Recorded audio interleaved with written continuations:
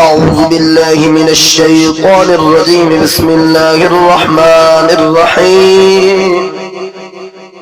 الحمد لله رب العالمين الرحمن الرحيم مالك يوم الدين.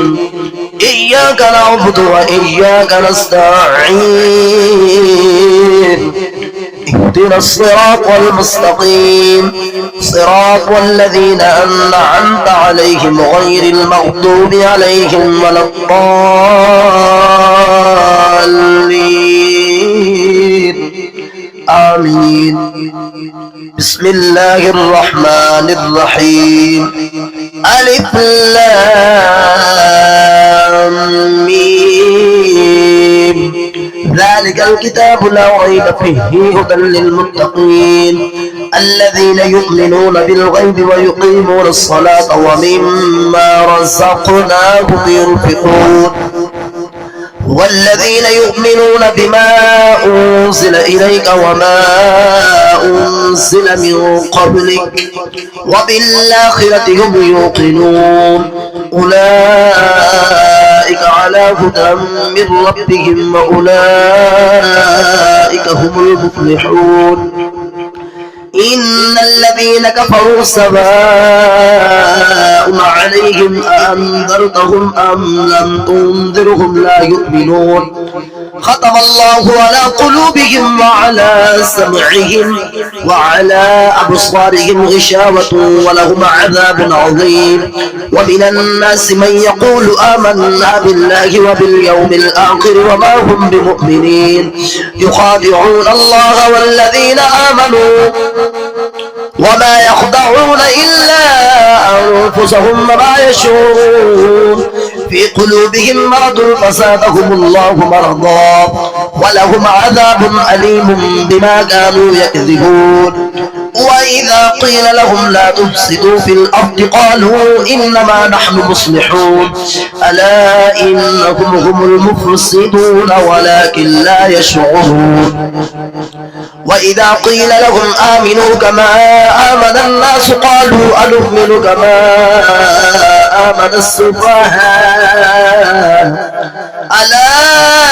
إنهم هم السفهاء ولكن لا يعلمون. وإذا لقوا الذين آمنوا قالوا آمنا وإذا خلوا إلى شياطينهم قالوا إنا معكم إنما نحن مستهزئون. الله يستهزئ بهم ويمدهم في طغيانهم يعمهون. أولئك الذين اشتروا الضلالة بالهدى فما ربحت تجارتهم وما كانوا مهتدين. مثلهم كمثل الذي استوقد نارا فلما أضاءت ما حوله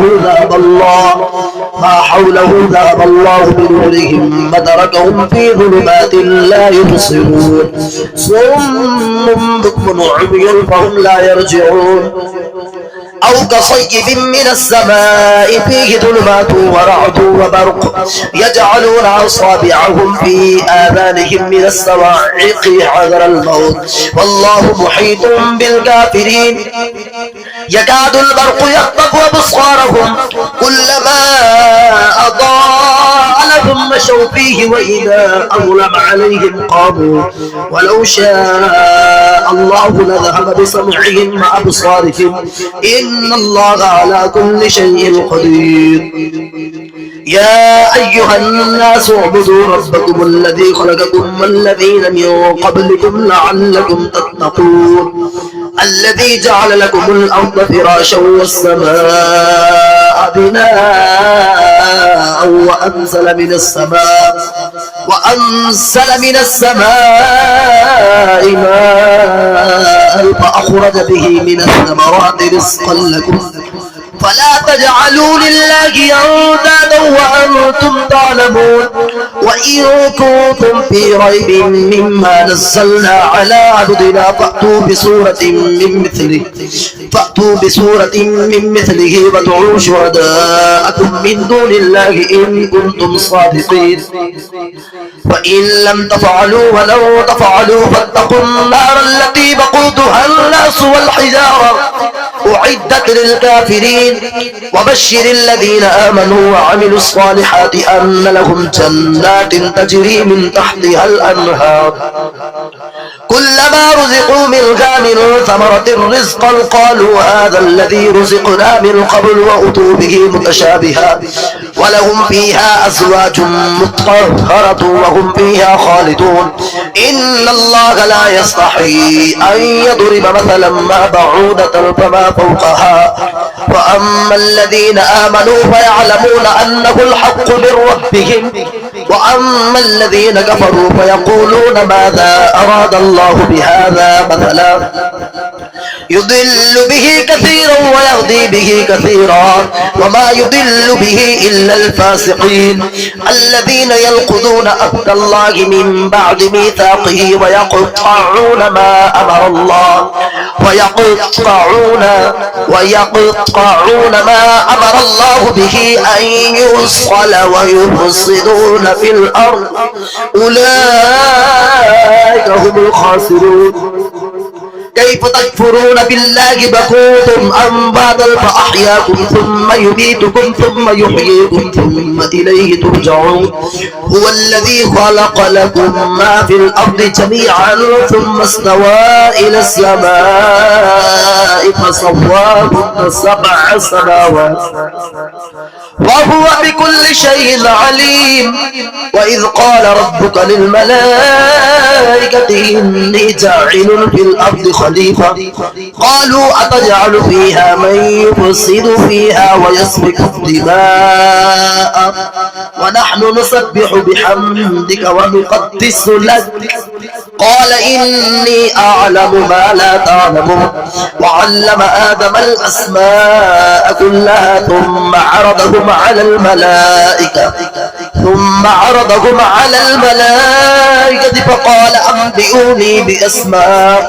فقال أنبئوني بأسماء هؤلاء إن كنتم صادقين قالوا سبحانك لا علم لنا إلا ما علمتنا إنك أنت العليم الحكيم قال يا آدم أنبئهم بأسمائهم فلما أنبأهم بأسمائهم قال ألم أقل لكم إني أعلم غيب السماوات والأرض وأعلم ما تبدون وما كنتم تكتمون وإذ قلنا للملائكة اسجدوا لآدم فسجدوا إلا إبليس أبى واستكبر وكان من الكافرين وقلنا يا آدم اسكن أنت وزوجك الجنة وكلا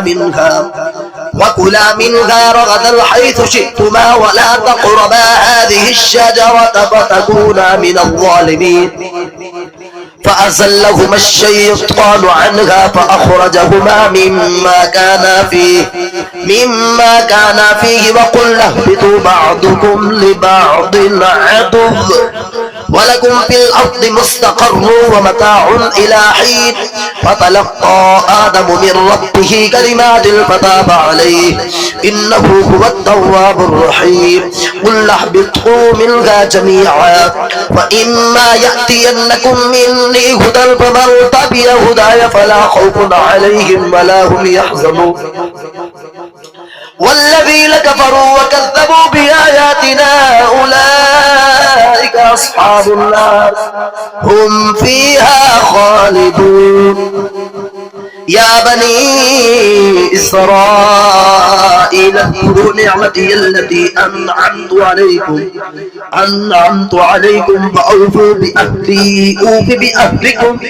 وإياي فارهبون وآمنوا بما أنزلت مصدقا لما معكم ولا تكونوا أول كافر به ولا تشتروا بآياتي ثمنا قليلا وإياي فاتقون ولا تلبسوا الحق بالباطل وتكتموا الحق وأنتم تعلمون وأقيموا الصلاة وآتوا الزكاة واركعوا مع الراكعين أتأمرون الناس بالبر وتنسون أنفسكم وأنتم تتلون الكتاب أفلا تعقلون واستعينوا بالصبر والصلاة وإنها لكبيرة إلا على الخاشعين الذين يظنون أنهم ملاقو ربهم وأنهم إليه راجعون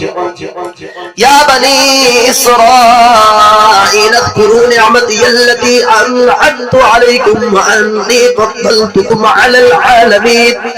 واتقوا يوما لا تجزي نفس عن نفس شيئا ولا يقبل منها شفاعة ولا يؤخذ منها عدل ولا هم ينصرون وإذ نجيناكم من آل فرعون يصومونكم سوء العذاب يذبحون أبناءكم ويستحيون نساءكم وفي ذلكم بلاء من ربكم عظيم وإذ فرقنا بكم البحر فأنجيناكم وأغرقنا آل فرعون وأنتم تنظرون وإذ واعدنا موسى 40 ليلة ثم اتخذتم العجل من بعده وأنتم ظالمون ثم عفونا عنكم من بعد ذلك لعلكم تشكرون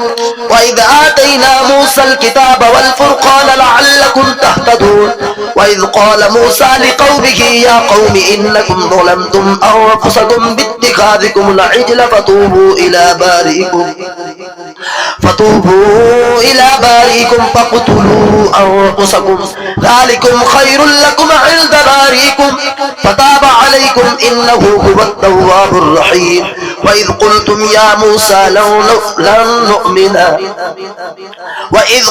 يا موسى لن نؤمن لك حتى نرى الله جهرة فأخذتكم الصاعقة وأنتم تنظرون ثم بعثناكم من بعد موتكم لعلكم تشكرون وظللنا عليكم الغمام وأنزلنا عليكم المن والسلوى كلوا من طيبات ما رزقناكم وما ظلمونا ولكن كانوا أنفسهم يظلمون وإذ قلنا ادخلوا هذه القرية فكلوا منها حيث شئتم رغدا وادخلوا الباب سجدا وقولوا حطة نغفر لكم خطاياكم وسنزيد المحسنين فبدل الذين ظلموا قولا غير الذي قيل لهم فأنزلنا على الذين ظلموا رجزا من السماء بما كانوا يفسقون وإذ استسقى موسى لقومه فقلنا اضرب بعصاك الحجر فانفجرت منه 12 عينا قد علم كل أناس مشربهم كلوا واشربوا من رزق الله ولا تعثوا في الأرض مفسدين وإذ قلتم يا موسى لن نصبر على طعام واحد فادع لنا ربك يخرج لنا مما تنبت الأرض من بقلها وقثائها وفومها وعدسها وبصلها قال أتستبدلون الذي هو أدنى بالذي هو خير اهبطوا مصرا فإن لكم ما سألتم وضربت عليهم الذلة والمسكنة وباءوا بغضب من الله ذلك بأنهم كانوا يكفرون بآيات الله ويقتلون النبيين بغير الحق ذلك بما عصوا وكانوا يعتدون إن الذين آمنوا والذين هادوا والنصارى والصابئين من آمن بالله واليوم الآخر وعمل صالحا فلا خوف عليهم فلا خوف عليهم إن الذين آمنوا والذين هادوا والنصارى والصابئين من آمن بالله واليوم الآخر وعمل صالحا فلكم أجركم عند ربهم ولا خوف عليهم ولا هم يحزنون وإذا أخذنا ميثاقكم ورفعنا فوقكم الطور خذوا ما آتيناكم بقوة واذكروا ما فيه لعلكم تتقون ثم توليتم من بعد ذلك فلولا فضل الله عليكم ورحمته لكنتم من الخاسرين ولقد علمتم الذين اعتدوا منكم في السبت فقلنا لهم كونوا قردة خاسعين فجعلناها نكالا لما بين يديها وما خلفها وموعظة للمتقين وإذ قال موسى لقومه إن الله يأمركم أن تذبحوا بقرة قالوا أتتخذنا هزوا قال أعوذ بالله أن أكون من الجاهلين قالوا ادع لنا ربك يبين لنا ما هي قال إنه يقول إنها بقرة لا فارض ولا بكر عوان بين ذلك فافعلوا ما تؤمرون قالوا ادع لنا ربك يبين لنا ما لونها قال إنه يقول إنها بقرة صفراء قالوا ادع لنا ربك يبين لنا ما لونها قال إنه يقول إنها بقرة صفراء فاقع لونها تسر الناظرين قالوا ادع لنا ربك يبين لنا ما هي إن البقرة تشابه علينا وإنا إن شاء الله لمهتدون قال إنه يقول إنها بقرة لا ذلول تثير الأرض ولا تسقي الحرث مسلمة لا شية فيها قالوا الآن جئت بالحق فذبحوها وما كادوا يفعلون وإذ قتلتم نفسا فادارأتم فيها والله مخرج ما كنتم تكتمون فقلنا اضربوه ببعضها كذلك يحيي الله الموتى ويريكم آياته لعلكم تعقلون ثم قست قلوبكم من بعد ذلك فهي كالحجارة أو أشد قسوة وإن من الحجارة لما يتفجر منه الأنهار وإن منها لما يشقق فيخرج منه الماء وإن منها لما يهبط من خشية الله وما الله بغافل عما تعملون أفتطمعون أن يؤمنوا لكم وقد كان فريق منهم يسمعون كلام الله ثم يحرفونه من بعد ما عقلوه وهم يعلمون وإذا لقوا الذين آمنوا قالوا آمنا وإذا خلا بعضهم إلى بعض أتحدثونهم بما فتح الله عليكم ليحاجوكم به عند ربكم أفلا تعقلون أولا يعلمون أن الله يعلم ما يسرون وما يعلنون ومنهم أميون لا يعلمون الكتاب إلا أماني وإن هم إلا يظنون فمنهم أميون لا يعلمون الكتاب إلا أماني وإن هم إلا يظنون فويل للذين يكتبون الكتاب بأيديهم ثم يقولون هذا من عند الله ليشتروا به ثمنا قليلا فويل لهم مما كتبت أيديهم وويل لهم مما يكسبون فقالوا لن تمسنا النار إلا أياما معدودة قل أتخذتم عند الله عهدا فلن يخلف الله عهده أم تقولون على الله ما لا تعلمون بلى من كسب سيئة وأحاطت به خطيئته فأولئك أصحاب النار هم فيها خالدون والذين آمنوا وعملوا الصالحات أولئك أصحاب الجنة هم فيها خالدون. وإذا أخذنا ميثاق بني إسرائيل لا تعبدون إلا الله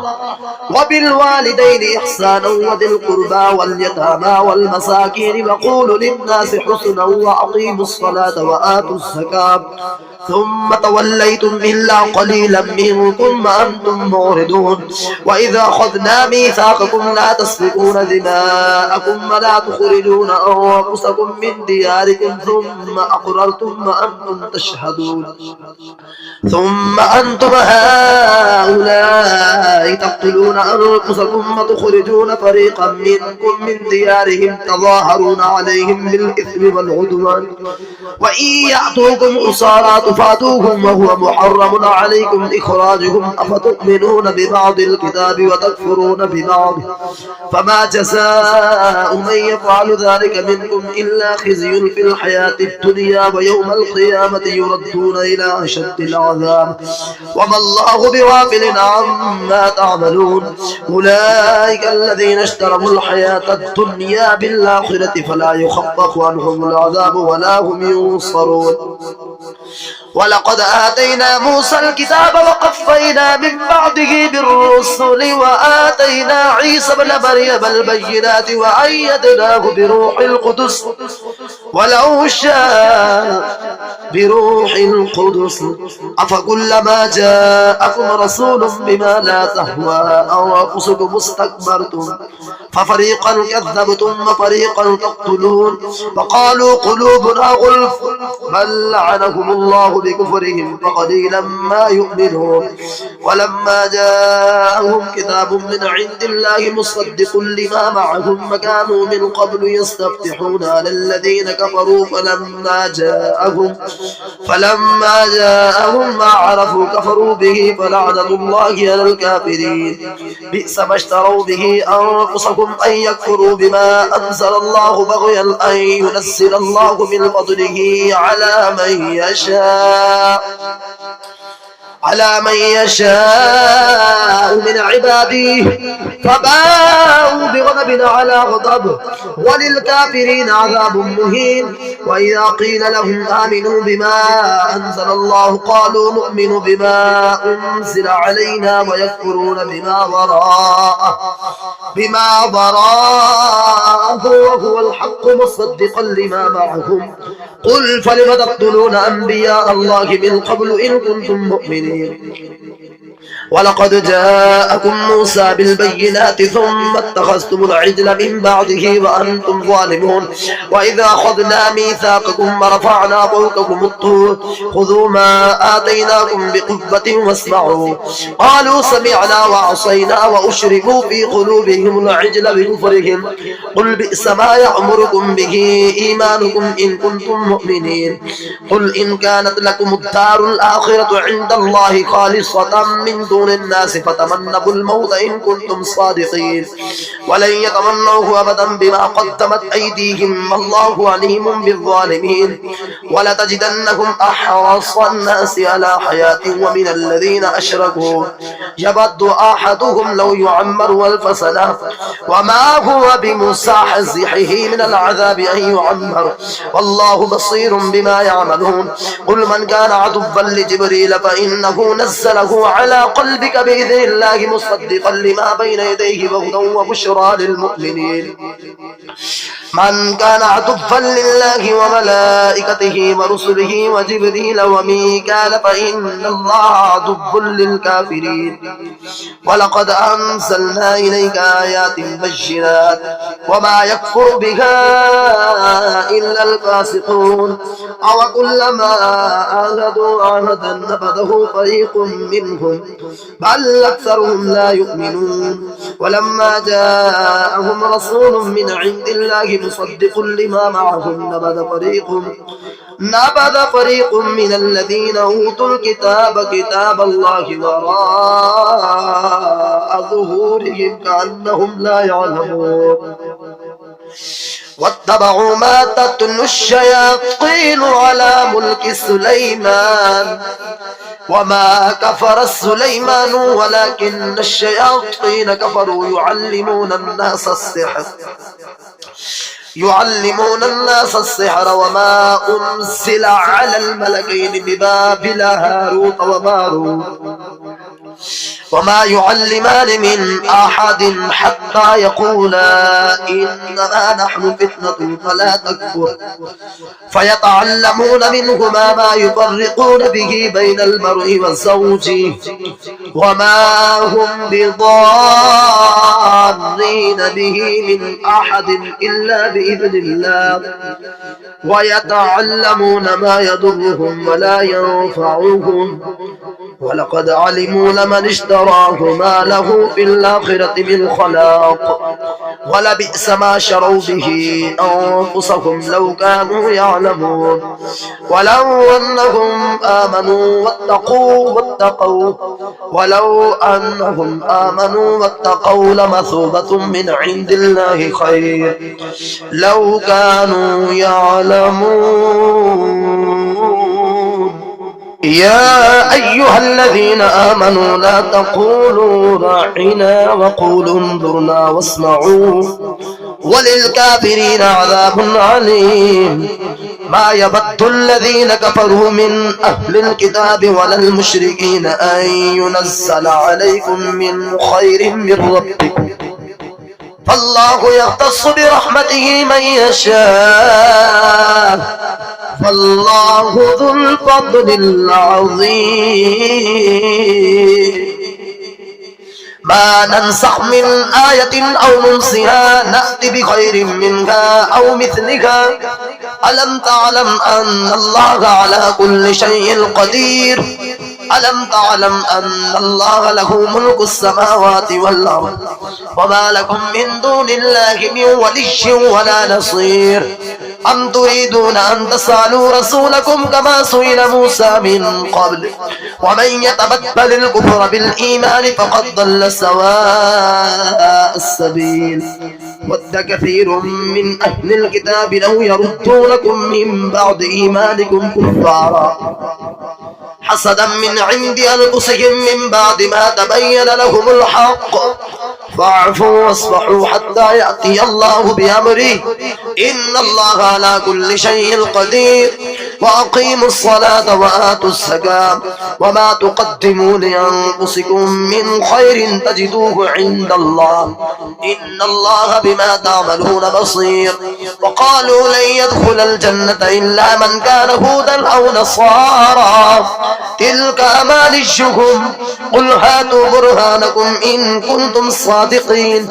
بلى من أسلم وجهه لله وهو محسن فله أجره عند ربه ولا خوف عليهم ولا هم يحزنون وقالت اليهود ليست النصارى على شيء وقالت النصارى ليست اليهود على شيء وهم يتلون الكتاب كذلك قال الذين لا يعلمون مثل قولهم فالله يحكم بينهم يوم القيامة فيما كانوا فيه يختلفون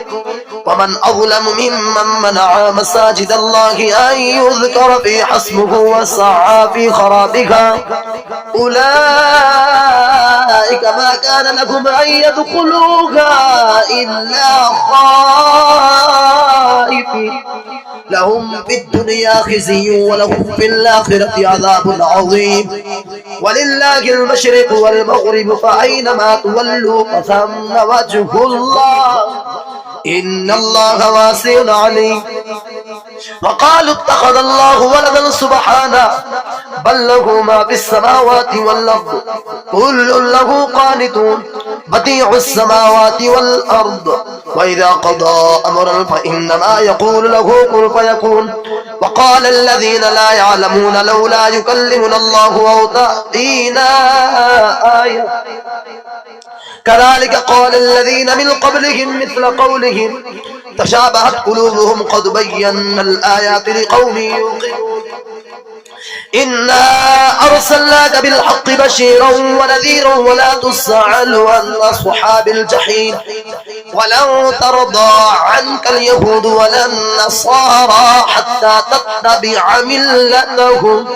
قل إن هدى الله هو الهدى ولئن اتبعت أهواءهم بعد الذي جاءك من العلم ما لك من الله من ولي ولا نصير الذين آتيناهم الكتاب يتلونه حق تلاوته أولئك يؤمنون به ومن يكفر به فأولئك هم الخاسرون يا بني إسرائيل اذكروا نعمتي التي أنعمت عليكم وأني فضلتكم على العالمين واتقوا يوما لا تجزي نفس عن نفس شيئا ولا يقبل منها عدل ولا تنفعها شفاعة ولا هم ينصرون وإذ ابتلى إبراهيم ربه بكلمات فأتمه قال إني جاعلك للناس إماما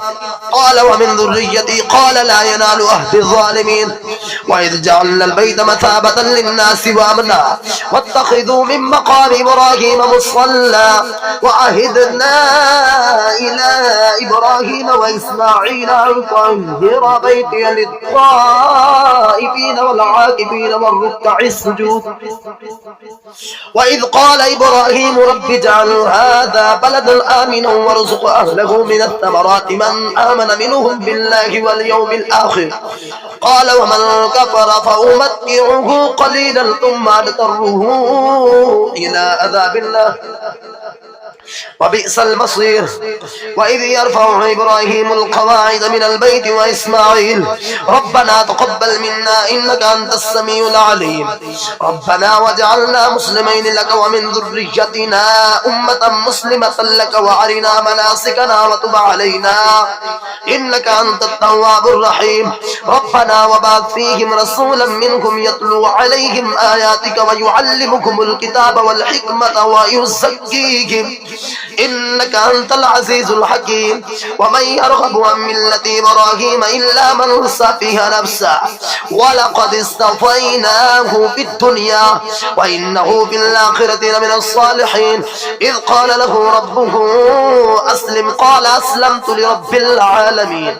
ووصى بها إبراهيم بنيه ويعقوب يا بني إن الله اصطفى لكم الدين فلا تموتن إلا وأنتم مسلمون أم كنتم شهداء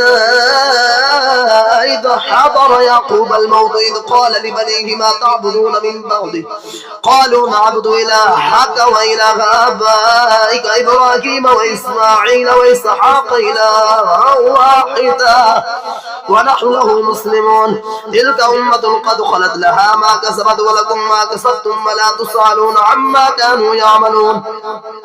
وقالوا كونوا هودا أو نصارى تهتدوا قل بل ملة إبراهيم حنيفا وما كان من المشركين قولوا آمنا بالله وما أنزل إلينا وما أنزل إلى إبراهيم وإسماعيل وإسحاق ويعقوب والأسباط وما أوتي موسى وعيسى وما أوتي النبيون من ربهم لا نفرق بين أحد منهم ونحن له مسلمون فإن آمنوا بمثل ما آمنتم به فقد اهتدوا وإن تولوا فإنما هم في شقاق فسيكفيكهم الله وهو السميع العليم صبغة الله ومن أحسن من الله صبغة ونحن له عابدون قل تحاجوننا في الله وهو ربنا وربكم ولنا أعمالنا ولكم أعمالكم ونحن له مخلصون أم تقولون إن إبراهيم وإسماعيل وإسحاق ويعقوب والأسباط كانوا هودا أو نصارى قل أنتم أعلم أم الله ومن أظلم ممن كتم شهادة عنده من الله وما الله بغافل عما تعملون تلك أمة قد خلت لها ما كسبت ولكم ما كسبتم ولا تسألون عما كانوا يعملون